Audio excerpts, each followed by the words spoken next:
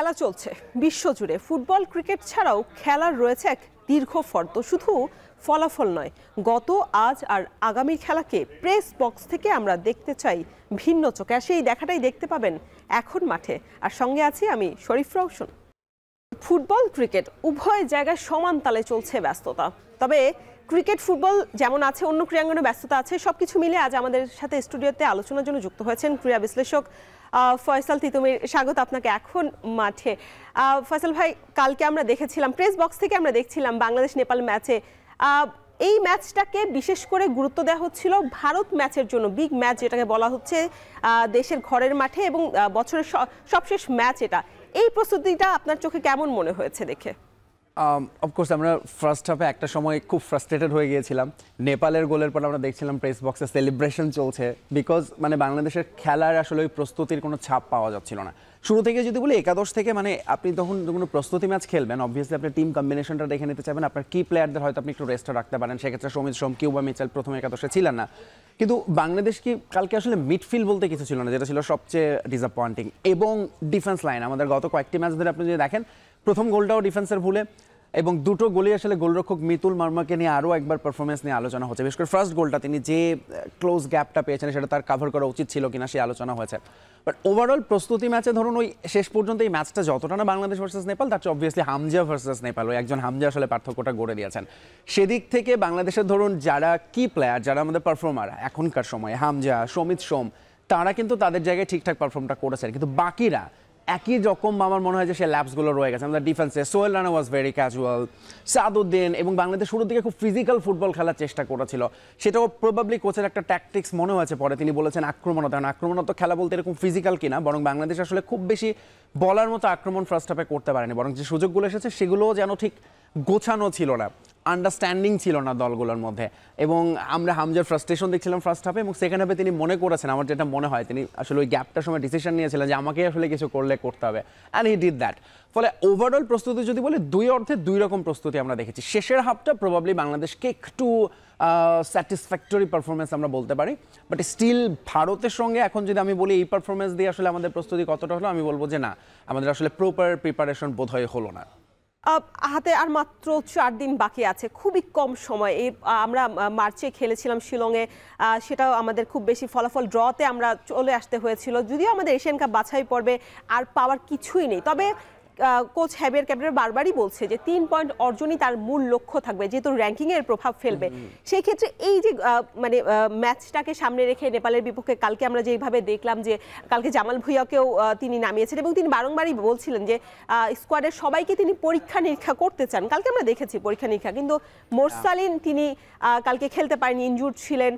তবে কালকে আমরা দেখেছি যে আপনি যেটা বলছিলেন, হামজা চৌধুরী কালকে প্রথম হাফে যেমন রক্ষণ ভাগ সামাল দিয়েছেন, পরের হাফে তিনি আক্রমণ ভাগের গোল পাসের বলে বা নিজে আসলে যেভাবে হামজা ম্যাজিক যেটা বলি আমরা, সেটা দেখেছি, বাইসাইকেল কিক। এটা আসলে বাংলাদেশের এরকম সামর্থ্য আছে কিনা ফুটবলারদের, বা কোচ হ্যাভিয়ার ক্যাপ্টেনরাও আসলে সেই সামর্থ্যটা যোগাতে পারবে কিনা ফুটবলারদের?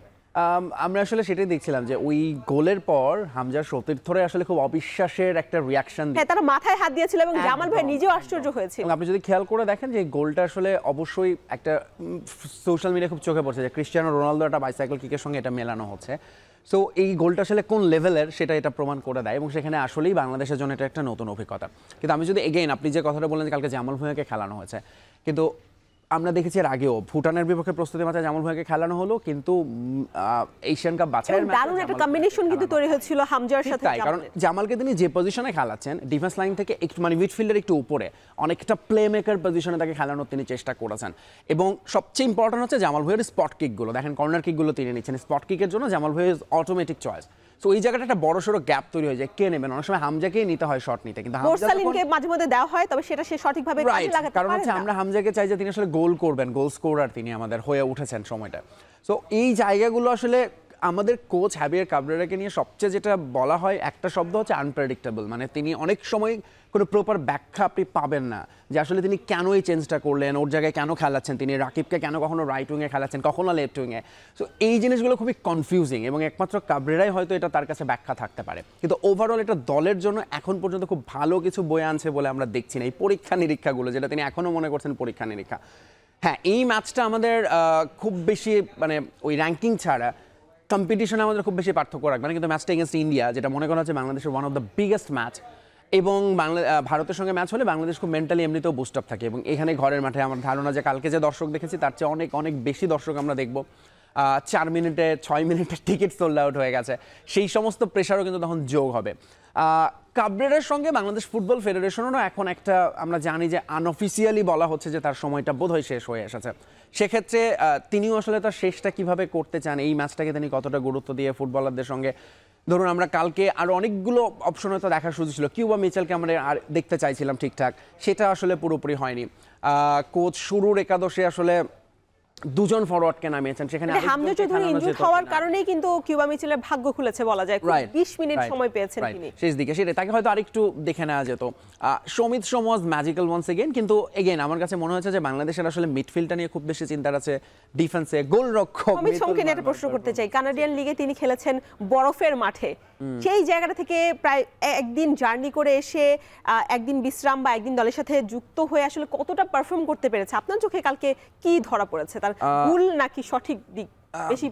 এক কথায় বলবো ব্রিলিয়ান্ট। আপনি যে জিনিসগুলো বলেছেন এটা কিন্তু একটা ফুটবলারদের জন্য, অ্যাথলেটের জন্য খুবই খুবই আমি বলবো যে প্রথমত একটা লম্বা জার্নি, কম্বিনেশন বা ওয়েদারের সঙ্গে মানিয়ে নেওয়া, কিন্তু এসব কোনো কিছু কিন্তু মাঠে নামার পর চোখে পড়েনি সমিত সোমের পারফরমেন্সে। তো আমি বলবো তিনি ওই জায়গাটা তিনি পার হয়ে এসেছেন, বাংলাদেশকে তিনি খুব ভালোভাবে মানিয়ে নিতে পেরেছেন। এবং বাইরের দেশের ফুটবলাররা, বিশেষ করে যারা বাইরের দেশে খেলে থাকেন বাংলাদেশে, তারা কিন্তু কখনোই অজুহাত দেন না, এটা আমাদের বাংলাদেশের ফুটবলার আমরা প্রায় সময় দেখে থাকি। ধরুন একটা জিনিস আমরা প্রায় বলি না যে ধরুন এই যে ইন্টারন্যাশনাল ম্যাচ তারা আগের দিন এসে পরের দিন খেলছে কম সময়, এখন ধরুন ওয়ার্ল্ড ওয়াইড ফুটবল ক্যালেন্ডারটা এরকমই, ধরুন ক্লাব ফুটবল থেকে খুব অল্প সময়ের জন্যই ক্রিকেটাররা ফুটবলাররা একটা ছুটি পাচ্ছেন, ওই সময়টায় গ্যাপে তারা দেশে গিয়ে ইন্টারন্যাশনাল ম্যাচ খেলছেন, এবং প্রায় বলা হয় যে সতীর্থদের সঙ্গে তাদের কম্বিনেশনটা হচ্ছে কিনা ঠিকঠাক, বিশেষ করে তারা এক একজন এক একটা লিগে খেলেন, সেই জায়গা থেকে একটা জায়গায় এসে খেলা। বাংলাদেশের ক্ষেত্রে আরও বেশি, ধরুন হামজা চৌধুরী বা সমিত সোমরা বাইরের টপ টায়ার লিগে খেলে এসে লোকাল ফুটবলারদের সঙ্গে ওই সময়টা কেমিস্ট্রিতে তাদের হচ্ছে কিনা, সেই জায়গাটা একটা গ্যাপ থাকলেও তারা তাদের জায়গায় আমার মনে হয় যে শতভাগ পারফরমেন্স করতে পারছেন এখন পর্যন্ত। শতভাগ পারফরমেন্স করতে পারছেন দেশের বাইরের ফুটবলার, যারা আমরা মানে বাংলাদেশি বংশোদ্ভূত বলা হচ্ছে, মাঠের পারফরমেন্স যাদের কথা বা স্থানীয় ফুটবলারদের যেভাবে আসলে খেলার কথা, যেহেতু তারা অনেক বছর ধরে একসাথে কিন্তু খেলে আসছেন, সেই পারফরমেন্সটা কি আমরা ফুটিয়ে তুলতে পারছি এখন পর্যন্ত, দেখতে পাচ্ছি দর্শকরা? অফকোর্স না হলে তো আমরা গোল স্কোরার হিসেবে আমাদের রাকিবকেই দেখতে পেতাম, তিনি কিন্তু সুযোগও পেয়েছিলেন, কিন্তু একেবারে না। আমাদের এই গোল স্কোরিং এর তো একটা আমরা আসলে গোল স্কোরার কবে পাবো আমরা জানি। আরেকটা বিষয়, কালকে ফয়সাল আহমেদ ফাহিম যেভাবে 3টা সুযোগ প্রথমার্ধে মিস করেছেন, তিনি প্রথমে রাইটে খেলেছেন, পরে তাকে দ্বিতীয়ার্ধে তাকে লেফটে খেলানো হয়েছে, সেই সুযোগগুলো আসলে বাংলাদেশের ফুটবলাররা কিভাবে কাজে মানে আরো লাগাতে পারেন সেটাও যদি যুক্ত করতেন। এটা তো আসলে ধরুন প্রথমত হচ্ছে গোল স্কোরিং একটা প্র্যাকটিসের ব্যাপার, অভ্যাসের ব্যাপার, কনফিডেন্সটা বাড়বে, আপনি গোল স্কোরার হবেন তখনই যখন আপনি রেগুলার ওই পজিশনে খেলবেন এবং গোল করতে থাকবেন। কিন্তু বাংলাদেশের এই ফুটবলাররা লিগে আসলে রেগুলার ফ্রন্টে খেলার সুযোগ পান না, সেখানে আমাদের ফরেন ফুটবলারদের ব্যাপক ব্যাপক আধিপত্য। আমি একটা লিস্ট দেখছিলাম যে বাংলাদেশের প্রিমিয়ার লিগ শুরু হওয়ার পর 2007 থেকে এই পর্যন্ত টপ গোল স্কোরার কারা, সেখানে 9 নম্বরে আছেন আমাদের একজন লোকাল ফুটবলার, বাকি 8 জনই হচ্ছে ফরেন ফুটবলার। ফলে এই অভ্যাসটা আসলে আমাদের ফুটবলারদের হয়ে ওঠেনি। আপনি এখনো পর্যন্ত দেখবেন টপ গোল স্কোরার হচ্ছে এমিলে, যিনি বহু বছর আগে খেলা ছেড়েছেন। সো সেই জায়গাটায় আমাদের গোল স্কোরারদের এই অভ্যাসটা যতক্ষণ না লিগে আসলে তৈরি হবে ততক্ষণ পর্যন্ত আমাদের ন্যাশনাল টিমে ইন্টারন্যাশনালি তাদের ওই পারফরমেন্সটা আমরা দেখতে পারবো না, যেটা এখনও পর্যন্ত হামজাকে এসে করতে হচ্ছে, বা হয়তো একসময় আমরা দেখবো সমিত সোম গোল করছেন, কিন্তু আমাদের যারা মেইন স্ট্রাইকার হিসেবে খেলছেন তারা আসলে ওই ফিনিশিং দুর্বলতা তাদের থেকেই যাচ্ছে। মানে আপনি লিগের কথা বলছেন, বাংলাদেশের জাতীয় দলে যেভাবে পারফরমেন্স করার কথা, যেটা আমি বলছিলাম যে অনেক বছর ধরে তারা একসাথে আছেন, খেলছেন, এবং তারা এশিয়ান কাপ বাছাই পর্বে তারা হংকং ম্যাচ খেলেছেন, এর আগে সিঙ্গাপুর, তারপর ভুটান ম্যাচ খেলেছেন, এর আগে ভারত ম্যাচে খেলেছেন, আমরা দেখিনি কখনোই তাদের সেইভাবে আসলে খেলতে। সবশেষ ম্যাচে যেটা আমরা দেখেছি যে হংকং এর মাটিতে যখন খেলেছে তখন এক গোলে ড্র, প্রথমে একটা গোল দেওয়ার পর তারপর একটা গোল দিয়ে তারা কিছুটা কামব্যাক করার চেষ্টা করেছেন, তবে শেষ মুহূর্তে আসলে তারা সেভাবে পায়নি। এবং ফরমেশনটা আমরা যদি দেখি যে নেপাল ম্যাচে গতকাল 4-2-3-1 খেলিয়েছেন কোচ হ্যাভিয়ার ক্যাবরেরা, এরপরে 3-4, তার প্রত্যেক সময় আসলে পরিবর্তন হয়েছে, সেই পরিবর্তনের জায়গা থেকে ফলাফল আমাদের যেভাবে পাওয়ার কথা ছিল সেইটা কেন পাচ্ছি না? মানে সমস্যাটা কি আসলে কোচ হ্যাভিয়ার ক্যাব্রেরারই কিনা, কারণ হ্যাভিয়ার ক্যাব্রেরা কিন্তু 36টা ম্যাচ এরই মধ্যে খেলে ফেলেছেন বাংলাদেশ দলে 2022 সাল থেকে চুক্তির পরে, এবং বলা হচ্ছে যে এই ম্যাচগুলো আসলে তার পরীক্ষা, মানে তাকে সময় দেওয়া হচ্ছে, তিনি তার সফলতা যদি করতে পারেন তবে তার চুক্তির মেয়াদটাও বাড়ানো হবে। সেই পরীক্ষাটা কি তিনি নিজের জন্য করছেন না বা চ্যালেঞ্জটা নিচ্ছেন না, ক্যাজুয়ালি নিচ্ছেন কিনা? কালকে আমরা দেখছিলাম যে ডাগরে যখন বসেছিলেন বেশ স্মাইলি ফেস নিয়ে বসেছিলেন তিনি। প্রবাবলি তিনিও জানেন যে তার টাইম শেষের দিকে, সেই কারণে তিনি এখন হয়তো একটু ক্যাজুয়াল, একটু রিল্যাক্স হয়ে যেতে পারেন। তার মধ্যে অ্যারোগেন্সিটা হয়তো অনেকটা কমে গেছে। But football is always a coaches game. এখানে সফল হলে আপনি কোচের সফলতা, ব্যর্থ হলে অফকোর্স কোচকে সেটা দায়ভার নিতে হবে। সো আমাদের যেহেতু আপনি যে ফরমেশন এবং স্কোরের কথা যদি বলি, এটা খুব ফ্রাস্ট্রেটিং। আপনি যদি দেখেন হংকংয়ের সঙ্গে, নেপালের সঙ্গে আমরা যেরকম কতগুলো ম্যাচ এই শেষের অতিরিক্ত সময়ে 90 মিনিটের পরে গোল হজম করে ম্যাচগুলো হেরেছি বা ড্র করেছি। বিশেষ করে ঢাকার মাঠে যে ম্যাচটা হয়েছিল 3-4 ব্যবধানে, সেইটা বেশি মানে আক্ষেপে পুড়িয়েছে আমাদেরকে, হার্ট ব্রেকিং ছিল। এবং এইটারও দায়ভার আসলে কোচের। তিনি কি তার মানে ওই শেষ সময়ের একটা স্ট্র্যাটেজি তিনি তার ফুটবলারদের ঠিকঠাক মতো ডেলিভারি করতে পারছেন না, যে তোমরা এই সময় এইটা ভাই, এই সময় তো ধরুন আমরা নর্মালিও ফুটবলারদের, আমরা ইন্টারন্যাশনাল ফুটবলারদেরও দেখি পরে পরে টাইম নষ্ট করছে, খেলার মোমেন্টাম নষ্ট করছে, কোনো রকম রেফারির শেষ বাসির জন্য ওয়েট করছে। এই স্ট্র্যাটেজিগুলো আমরা বাংলাদেশের কাছ থেকে কখনোই দেখি না। আর ফরমেশন ওয়াইজ এটা বললাম যে খুবই আনপ্রেডিক্টেবল। আপনি এই ফরমেশনও নেক্সট ম্যাচে থাকবে কিনা, অবশ্যই থাকবে না। টিমের একাদশে দেখবেন 5-6টা চেঞ্জ হয়ে যাবে, এবং যেইটা আসলে দলে অনেক বড় প্রভাব ফেলে। কারণ এরকম প্রস্তুতি ম্যাচে আপনি চাইবেন আপনার কি ফুটবলারদের দেখে নিতে এবং একই সাথে আপনার ব্যাকআপদের দেখে নিতে, কিন্তু আপনি কি করছেন, এমন ফুটবলারকে খেলাচ্ছেন যারা আপনার মূল ম্যাচের হয়তো পরিকল্পনাতেও নাই। এবং এই জায়গাটায় আসলে ক্যাব্রেরার তো অবশ্যই ব্যর্থতা বলতেই হবে। আমরা দেখে থাকি যে ক্যাব্রেরাকে নিয়ে এত সমালোচনা, এত আলোচনা হয়েছে, বিশেষ করে বাফুফের যে নির্বাহী কমিটির সদস্য ছিলেন শাহিন, তিনিও আসলে প্রেস ব্রিফিংয়ে তার পদত্যাগের জন্য তার হয়েছিল, এবং তিনি কিন্তু আমরা দেখেছি যে তাকে সেই কমিটি থেকে সরিয়ে দেওয়া হয়েছিল পরবর্তীতে জাতীয় কমিটি থেকে। এই যে বাফুফের যে নীরবতা বা বাফুফের এটা কি আসলে সিন্ডিকেট বলা যাচ্ছে কিনা, বা ক্যাব্রেরা আমরা দেখে থাকি ইউরোপীয় দলগুলোতে বা ইউরোপীয় ফুটবল ক্লাবগুলোতে যখনই আসলে এরকম সমালোচনা বা ব্যর্থতা হয় তখন কোচ নিজেই কিন্তু সমঝোতার মাধ্যমে সরে যান। ক্যাব্রেরা বা বাংলাদেশের ফুটবল ইতিহাস কি বলছে আসলে? বাংলাদেশের ফুটবল ইতিহাস বলছে যে বাংলাদেশে কখনোই কোনো কোচের বিদায় ভালোভাবে হয় না। শেষ সময়ে এসে অনেক রকম অভিযোগ, পাল্টা অভিযোগের একটা ব্যাপার ঘটে। এবং সিন্ডিকেট যে শব্দটা আমরা শুনি সেটা মূলত হচ্ছে আমাদের টিম সিলেকশনে। এবং তিতুমোর আমি যদি এটা একটু দেখে থাকি, এই পরিসংখ্যানের পর নিশ্চয়ই তার সরে যাওয়ার কথা, কারণ 36টা ম্যাচ খেলেছে, তার মধ্যে হার হচ্ছে 10টা, ড্র 17টা, মাত্র জয় 9টা। সেই ক্ষেত্রে কি আসলে তার চেয়ে বড় কথা গোল হজম করেছে, 54টা গোল হজম করেছে। এক্স্যাক্টলি, এই জায়গাটাতে তার নিজেরও তো একটা মানে হতাশা বা লজ্জার। একটা জিনিস কি, আপনি যদি পরিসংখ্যান দিয়ে বিচার করেন, বাংলাদেশের ফুটবলের পরিসংখ্যান কখনোই এর চেয়ে খুব আহামরি ভালো ছিল না। আপনি যদি আগের কোচেরও পরিসংখ্যান দেখেন হয়তো এরকমই আমরা দেখতে পারবো না। এইবার যেহেতু হামজা চৌধুরী, সমিত, এইটা হচ্ছে পয়েন্ট যে বাংলাদেশ হয়তো তাদের ইতিহাসের বেস্ট টিমটা এখন পেয়েছে একাদশ। এটা নিয়ে অনেক আলোচনা হচ্ছে এটাই বেস্ট টিম কিনা, সেই দলের কাছ থেকে বেস্ট আউটপুট পাওয়ার জন্য you need a better coach, যেটা আসলে ক্যাব্রেরার কাছ থেকে অনেক ক্ষেত্রে। দর্শক, কথা হচ্ছিল কাল নেপালের বিপক্ষে ম্যাচের পর ভারত প্রস্তুতি আসলে বাংলাদেশ কতটা নিতে পেরেছে নিয়ে আমাদের সাথে আলোচনা আছেন ক্রীড়া বিশ্লেষক ফয়সাল তিতুমির। তিতুমির, যেটা বলছিলেন আপনি যে এই যে আমাদের বেস্ট একটা দল পাওয়ার পরও সেটাকে কাজে লাগাতে পারছে না কোচ হ্যাভিয়ার ক্যাব্রেরা, এবং আমরা দেখেছি যে 36টা ম্যাচ খেলার পরও তার কোনো আক্ষেপ নেই বা ভ্রুক্ষেপ নেই যে হ্যাঁ আমার এখন সরে যাওয়ার সময় এসেছে। একটা বেস্ট একটা কোচ, বেস্ট দলের জন্য নিশ্চয়ই একটা বেস্ট কোচ প্রয়োজন, সেটাও বাফুফে সরবরাহ করতে পারছে না। আমার মনে হয় বাফুফে হয়তো বা খোঁজা শুরু করেছে এর মধ্যে। যদি আমরা ধরে নিই যে ক্যাব্রেরার অধ্যায় শেষ হতে যাচ্ছে বাংলাদেশ ফুটবলে, সো নতুন কোচের জন্য আসলে একটু আগে থেকে কাজ শুরু করে দিতে হয়। নর্মালি এক্ষেত্রে আমাদের এজেন্টরা বা বাফুফে ইন্টারনালি কাজ করে, শেষ মুহূর্তে একটা শর্ট পুল করে সেটা আমরা তখন জানতে পারি। আর ক্যাব্রেরার ক্ষেত্রে যেটা হয় সাধারণত, he must be very professional আসলে, এবং এইটা তার জন্য আমার মনে হয় তার ক্যারিয়ারের অন্যতম বড় একটা অ্যাসাইনমেন্ট ছিল বাংলাদেশ জাতীয় দলের কোচ। তিনি কোনো ক্লাব বা জাতীয় দলের হেড কোচের দায়িত্বে ছিলেন না, এই হিসেবে তিনি আসলে বুঝেছেন তার রোলটা কি এবং এখানে আসলে ঠিক কোন রোলটা প্লে করতে হবে সেটা তিনি বুঝতে পেরেছিলেন, যে টিম ম্যানেজমেন্টের সঙ্গে তাকে কিভাবে কেমিস্ট্রিটা কেমন হবে। এবং এক্ষেত্রে তিনি তার জায়গা থেকে আসলে তিনি তো অবভিয়াসলি চাইবেন যে বাফুফেতে যতদিন সম্ভব থেকে যেতে, this is a good job, good salary, good lifestyle, সব কিছু মিলে। কিন্তু ওভারঅল বাংলাদেশ যদি আসলে সাফল্য পেতে চায়, নেক্সট স্টেপে যেতে চায়, এবং যদিও আমরা প্রায়শই দেখি যে আসলে কোচকে অনেক সময় খুব বেশি সময় দেয় না, কিন্তু আমরা হ্যাভিয়ার ক্যাব্রেরা যদি পরিসংখ্যান দেখছিলাম, অনেক দিন হলো তিনি আছেন, কিন্তু স্টিল ঘুরে ফিরে যেন তিনি একই জায়গায় ফেরত যাচ্ছেন, প্রত্যেকটা ম্যাচে যেন আবার সেই স্ক্র্যাচ থেকে শুরু করতে হচ্ছে। এই জিনিসগুলো আসলে তার মানে হচ্ছে আইদার তিনি শেষ হয়ে গেছেন, তার দেয়ার কিছু না, অথবা তিনি হয়তো কোনো একটা জায়গায় আটকে আছেন, সেটা থেকে তিনি বের হতে পারছেন না। ফলে আমার মনে হয় বাফুফের এখন প্রবাবলি কাবরেরা পরবর্তী অধ্যায়ের শুরুর দিকেই হয়তো মনোযোগটা দেওয়া উচিত এবং সেটা নেক্সট ইয়ারের খুব শুরুতে আমরা দেখি। তার চাহিদা অনুযায়ী বাফুফের যে সরবরাহ বা বাফুফে আসলে তার সবগুলো চাহিদা পূরণ করেছে, ফিজিও থেকে শুরু করে অ্যাসিস্ট্যান্ট কোচ সহকার সবকিছু আসলে তার নিজস্ব মানে বলা যায় যে তার যে এরিয়া সেখান থেকে কিন্তু আনা হয়েছে স্পেন থেকে।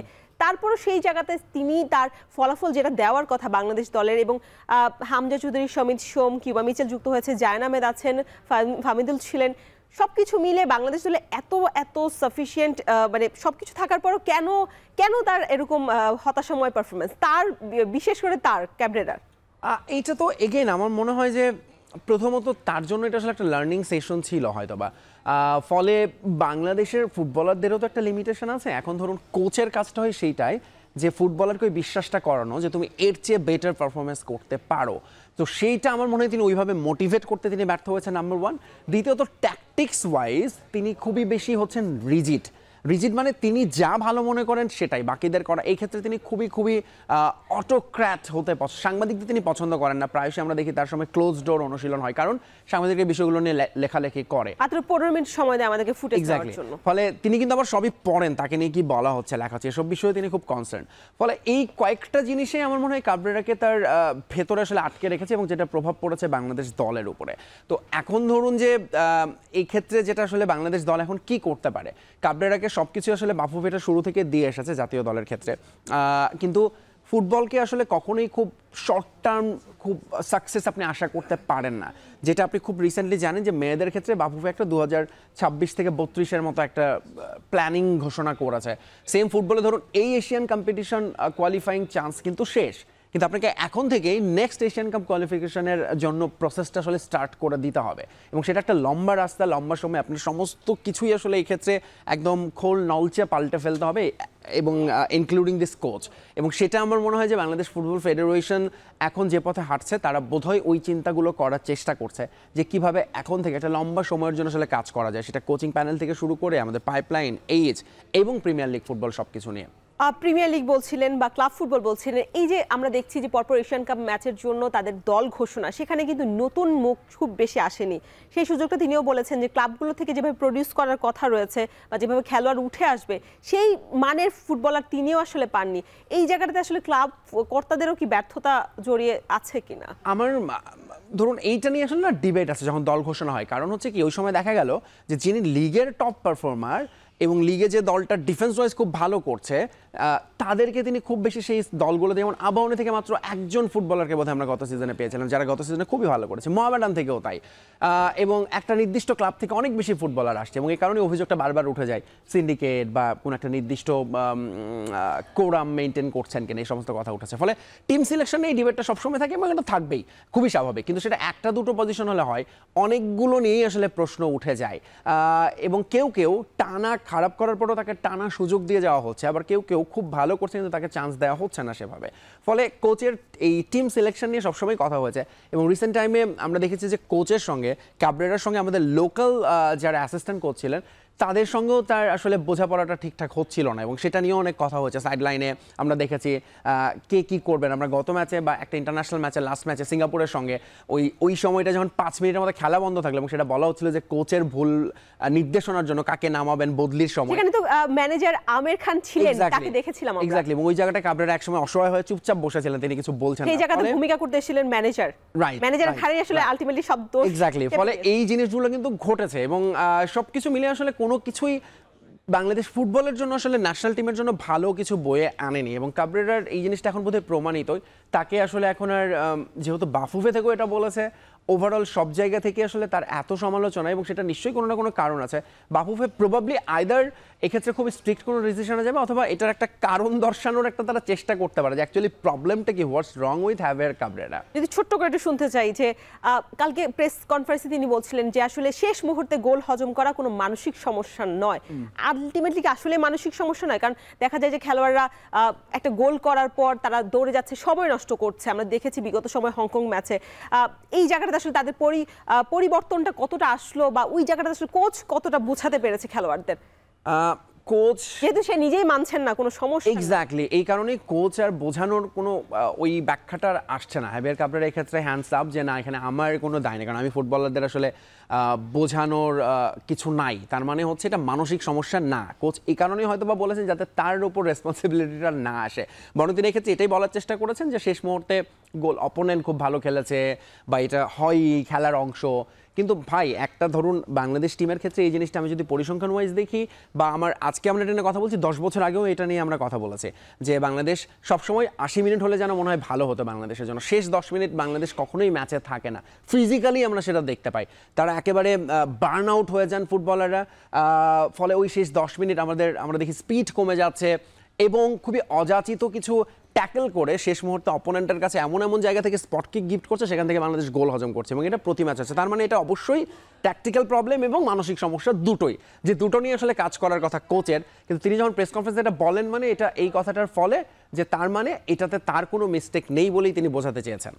বাংলাদেশ দলের কোচ ফুটবলারদের ব্যর্থতা সফলতা নিয়ে সবকিছু নিয়ে আলোচনা করছি, তবে মাঠে যেমন উত্তেজনা ছিল ঠিক মাঠের বাইরে উত্তেজনা ছিল। তবে সেই বিষয়ে স্টুডিওতে আলোচনার জন্য যুক্ত হয়েছেন সহকর্মী বিশ্লেষক ফয়সাল তিতুমির।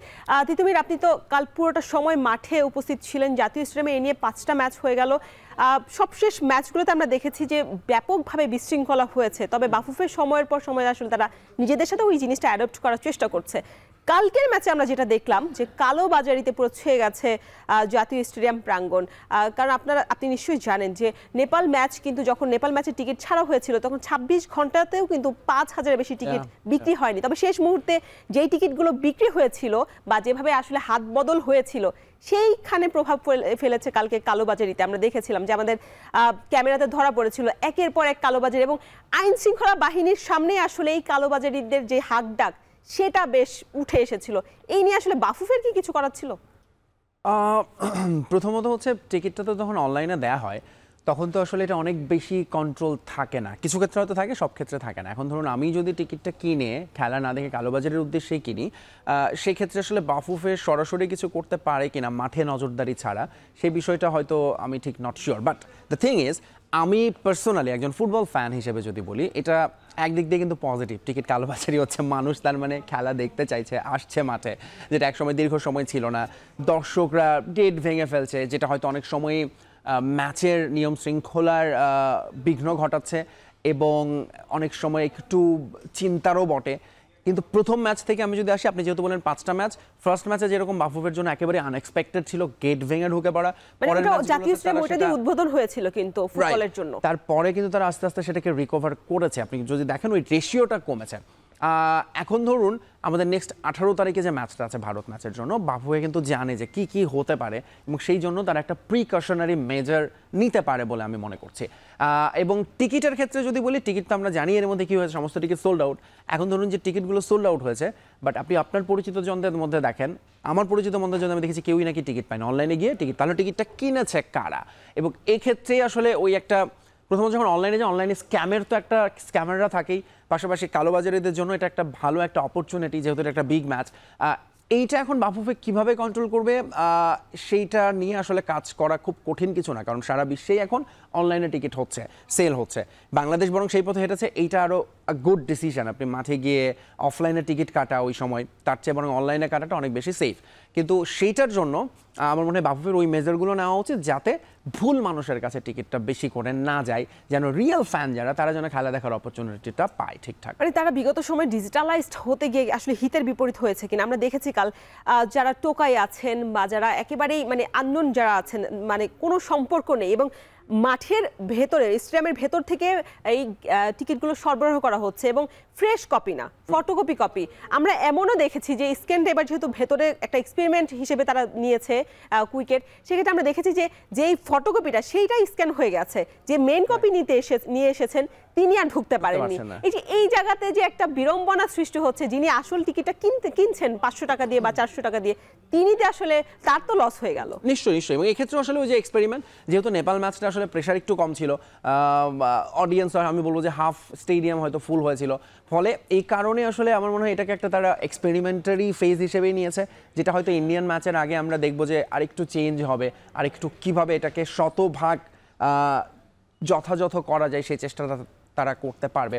নেপালের সঙ্গে এই সুযোগটা ছিল, দর্শক প্রেশার কম ছিল নাম্বার 1, নাম্বার 2 হচ্ছে যে এই এক্সপেরিমেন্টগুলো করার একটা অপরচুনিটি ছিল, তারা সেটা কাজে লাগিয়েছে। কিন্তু ভারতের সঙ্গে আসলে যেটা হবে, মানে ওখানে আসলে প্রচুর দর্শকই থাকবে যারা আসলে সত্যিকার অর্থে খেলা দেখতে চায়, জার্সি পরে আসবে, খেলা দেখতে আসবে, অনেক প্রেশার থাকবে, এবং সেখানে এই ধরনের ঘটনা ঘটলে সেটা তখন হিতে বিপরীত তখন হবে। কারণ ওই দর্শকরা যদি তখন বিস্ফোরক হয়ে যায়, এবং আমরা দেখেছি বাংলাদেশে একটা বড় ফুটবল গ্রুপ আছে আলট্রাস, তারা টানা আন্দোলন করে গেছে, এবং সেই ঘটনাগুলো আসলে দর্শকদের মধ্যে অনেক বেশি নেগেটিভ ইম্প্যাক্ট ফেলতে পারে, এবং সেই ব্যাপারে বাফুফের অবশ্যই সতর্ক হওয়া উচিত। ভারত ম্যাচ বলছিলেন, ভারত ম্যাচের জন্য মাঠের থেকে মাঠের বাইরের লড়াইটা বেশি হবে এবং দর্শকও বেশ উন্মুখ হয়ে থাকবে। তবে আমরা দেখেছি যে সবশেষ কিন্তু ভারত ম্যাচের সাথে কিন্তু সেই 2000 সালের আগে জয় পেয়েছিল, এরপর খুব তাদের ড্র এবং হারের গণ্ডিতে আসলে ঘুরতে হচ্ছে বাংলাদেশ দলকে। সবশেষ শিলংয়ে গিয়ে আমরা যখন এশিয়ান কাপ বাছাই পর্বে খেলতে গিয়েছিলাম তখনও গোলশূন্য ড্র হয়েছিল, এবং হামজা চৌধুরী তার কিন্তু অভিষেক হয়েছিল লাল সবুজের জার্সিতে। সেই ম্যাচের জন্য সুনীল ছেত্রীকে তারা দলে ফিরেছিল অবসর থেকে, কিন্তু এবার আমরা সুনীল ছেত্রীকে পাচ্ছি না। তবে ঘরের মাঠে ভুটানের বিপক্ষে ম্যাচ ছাড়া সিঙ্গাপুর বা নেপাল বা হংকং যাই বলি না কেন, হামজা চৌধুরী সমিত সোমের অন্তর্ভুক্তিতেও কিন্তু আমরা জয় পাইনি। ভারত ম্যাচের বিপক্ষে এমন শক্তিশালী দল, তার বিপক্ষে কি জয় পাওয়া সম্ভব? আমার কাছে মনে হয় যে এই ম্যাচে প্রথমত বাংলাদেশের সঙ্গে ভারতের যে ফুটবলের র্যাঙ্কিংয়ের পার্থক্যের বাইরেও শক্তিমত্তার বিচারেও ভারত সবসময় আপার হ্যান্ডে থেকেছে, সেখানে বাংলাদেশ বরং গায়ে গা লাগিয়ে লড়াই করার চেষ্টা করেছে। কিন্তু এই প্রথমবারের মতো আমার মনে হয় পার্থক্যটা ইভেন হয়ে গিয়েছে, বরং বাংলাদেশ কিছু জায়গায় স্লাইটলি ভারতের চেয়ে এগিয়ে থাকবে। বাংলাদেশকে যারা যে দুজন কি ফুটবলার ভুগেছে, আপনি তাদের একজনের নাম বলেছেন সুনীল ছেত্রী, আরেকজন ছিলেন বাইচুং ভুটিয়া, ভারতের আরেকজন লেজেন্ড, এবং ভারতের এই ফুটবলার আসলে এখন নেই।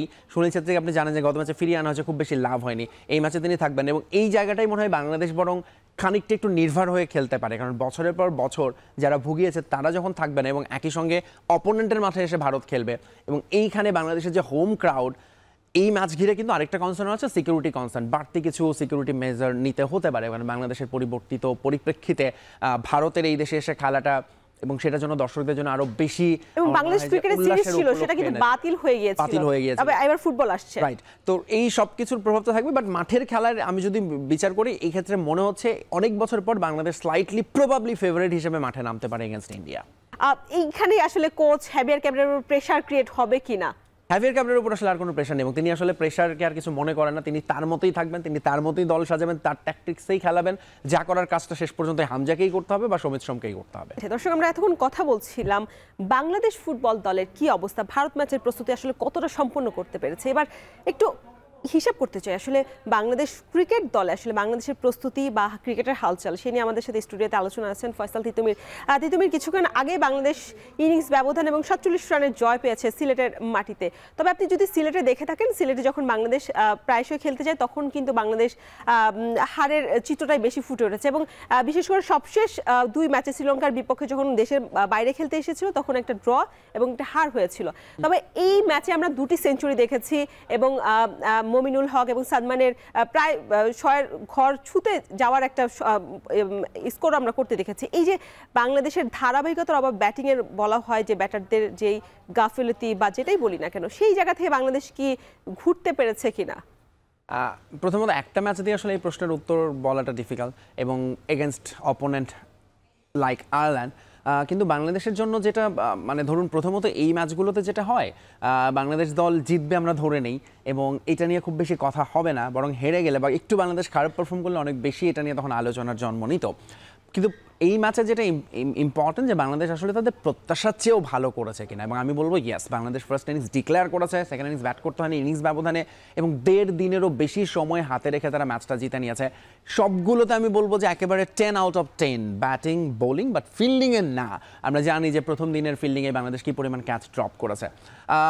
আজকের এই ম্যাচটা থেকে আসলে বাংলাদেশের আমি বলবো কয়েকটা জিনিস বরং প্রাপ্তি আছে। একটা হচ্ছে Hasan Murad, excellent debut for Bangladesh after a long time, এবং নাহিদ রানা কিনা আমি একটু সন্দিহান ছিলাম যে তিনি আসলে ঘরের মাঠে বাংলাদেশ দলের হয়ে তিনি আসলে কতটা কি করতে পারবেন টেস্ট ক্রিকেটে 5 দিন ধরে।